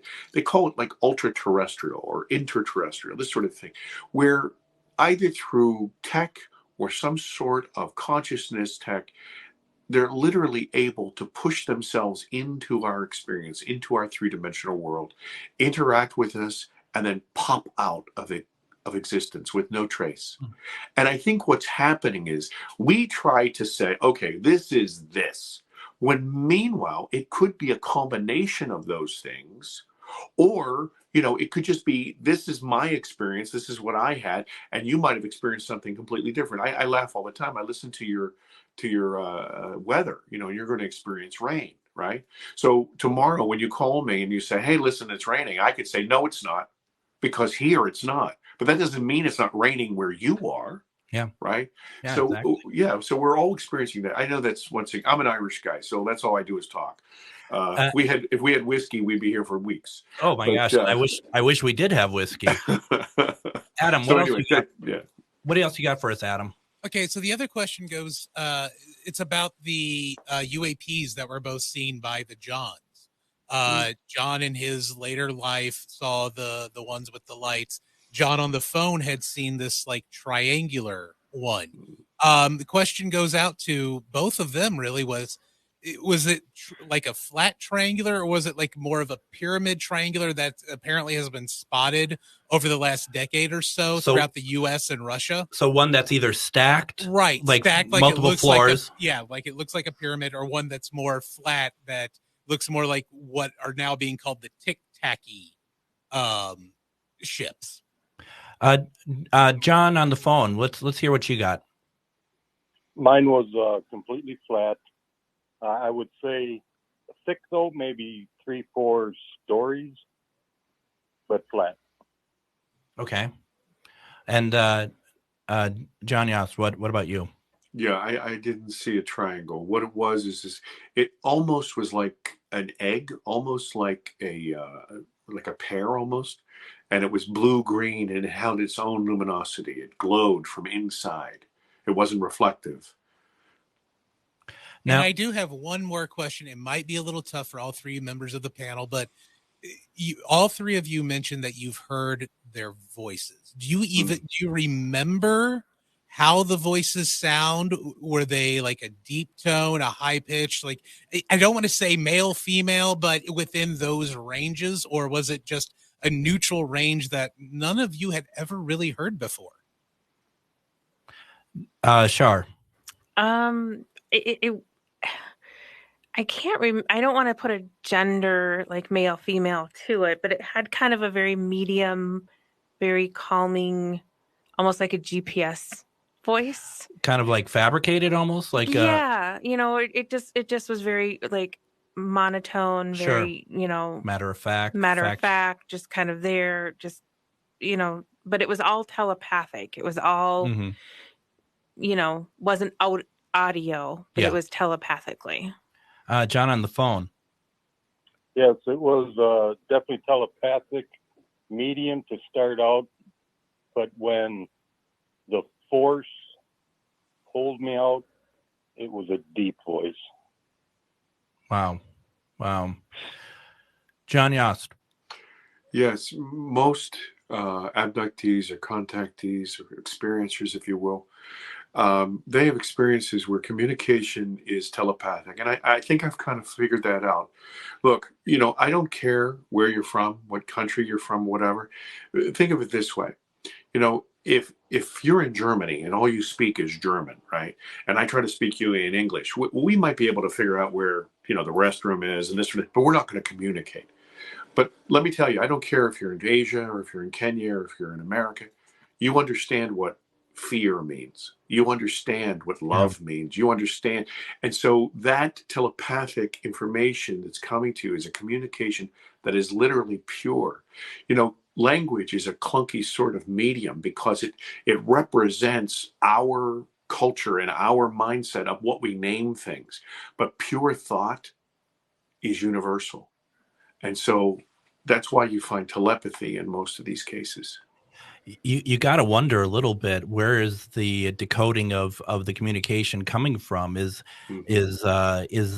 we in our brains, one of our gifts that we have no idea about is that it decodes everything into our native language that we can understand, or if it's not even our language, but we just experience it as such. I don't know. Why don't we do this? Let's take our final break. When we come back, let's finish our conversation with John Yost, Shar Savoy, and John on the phone as we finish our conversation about this alien abduction. You're listening to Ghostbox Radio After Dark on AM 950. If you own a holistic or metaphysical business and are looking to expand, then you need to be listed on metamorphosisconnections.com. It's a network where you can grow with like-minded practitioners and reach new clients. Metamorphosisconnections.com is an online directory you need to list yourself and your business. Our platform makes it easy for you to create listings of your products and services, and you can also choose to list your classes, events, and so much more. MetamorphosisConnections.com helps you create weekly and monthly promotional ads targeted towards your potential clients and promotes them for you via social media and newsletter. There are clients searching for your specialty right now. Let us help them find you.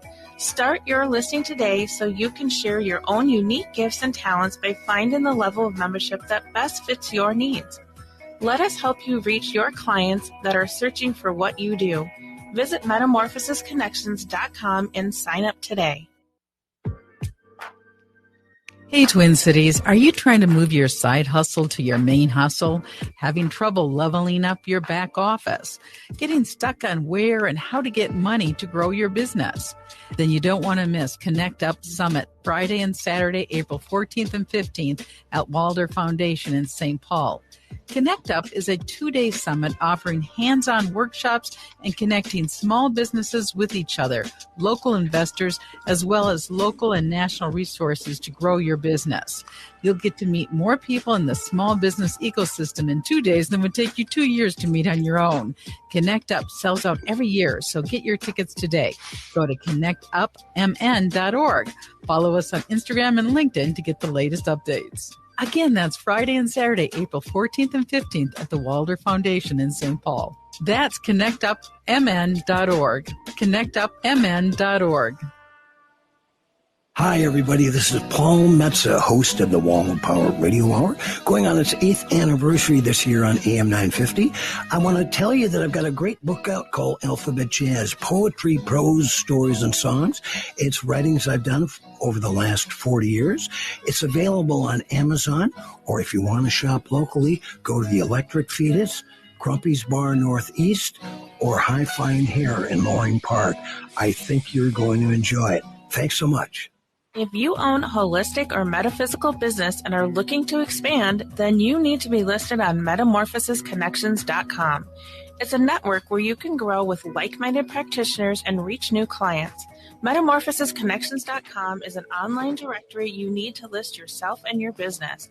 Our platform makes it easy for you to create listings of your products and services, and you can also choose to list your classes, events, and so much more.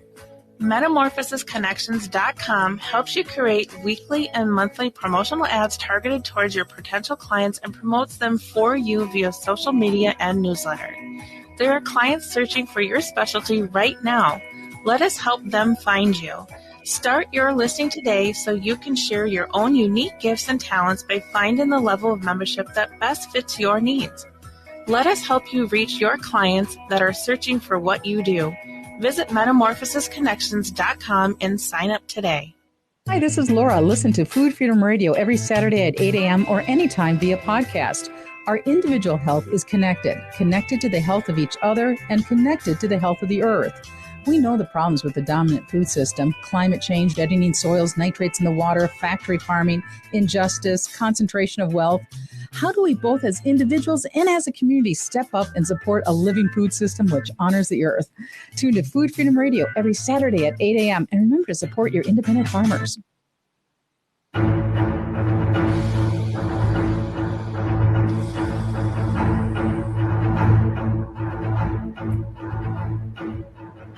And join me tomorrow on Ghostbox Radio with Greg Bakken as we replay our conversation with Matt Neen. Matt also had an incredible, unique UFO story that is not an abduction. In fact, I've never heard anything like that. Check it out tomorrow at 4:06 p.m. Central Standard Time.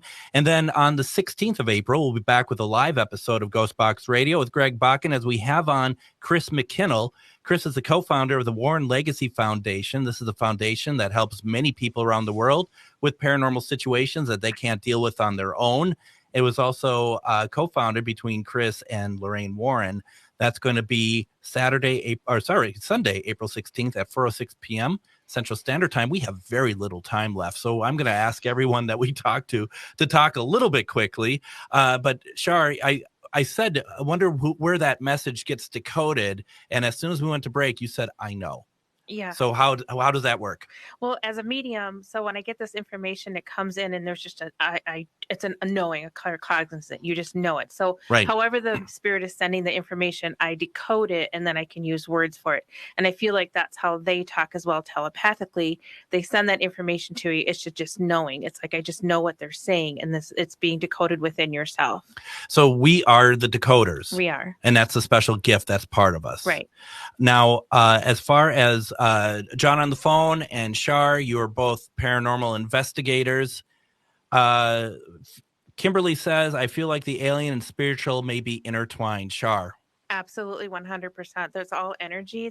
It's an energy being on either side. They just have different energies. John on the phone, what's your take? I agree with that 100%.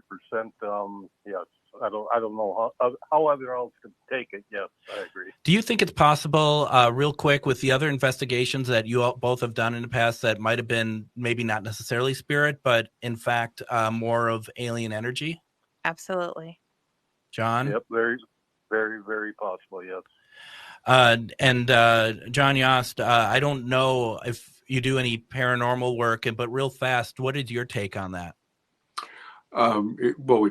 It's a fact that everything is energy. It's just faster or slower. So I would have to agree with both of those investigators. I don't do any paranormal investigations, but just in the factual truth that everything is energy. Yes. So, John Yost, you've talked to a lot of people who've told their story.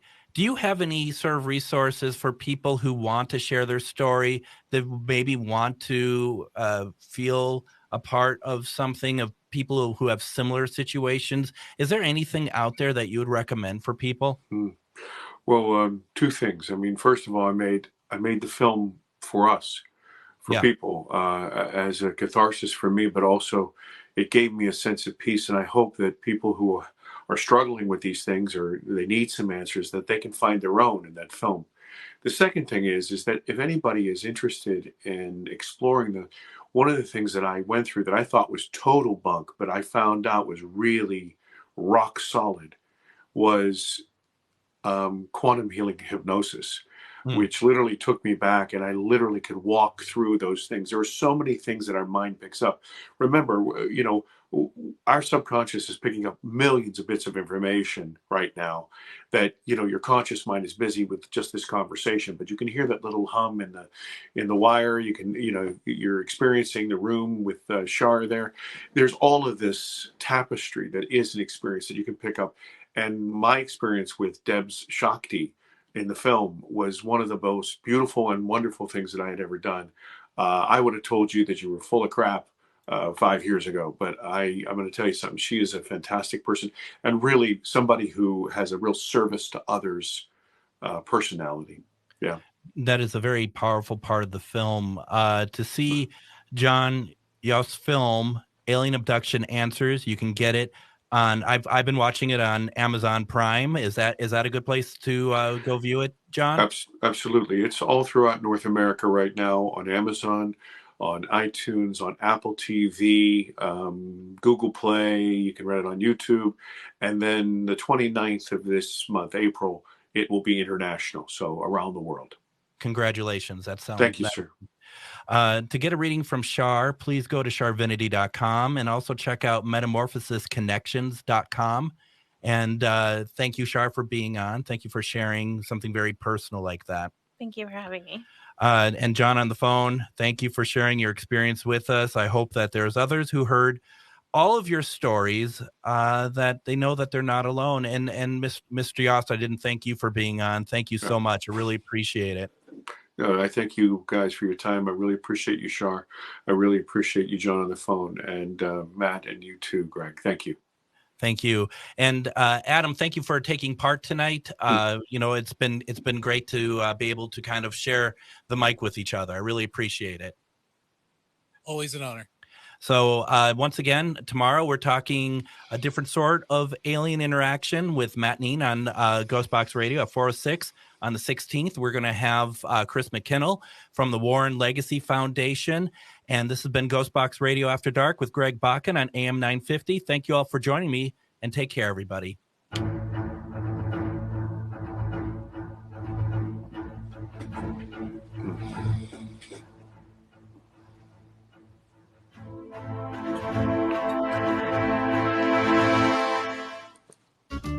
Cafe Latte offers made-from-scratch soups, salads, sandwiches, and mouth-watering desserts.